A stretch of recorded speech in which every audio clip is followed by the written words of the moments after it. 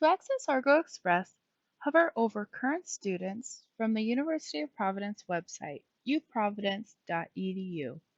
Then click on ArgoExpress. The landing page of ArgoExpress will provide you with a list of valuable links to important information and tools.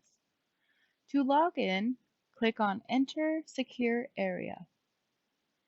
From here, you will enter your user ID and your personal identification number, your PIN.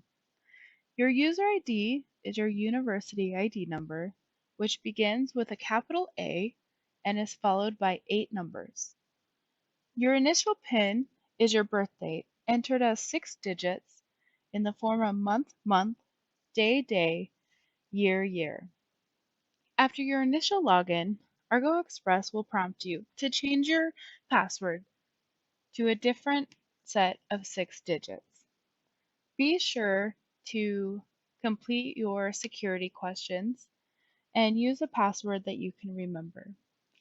The security questions will help you recover your password in the event that you forget it.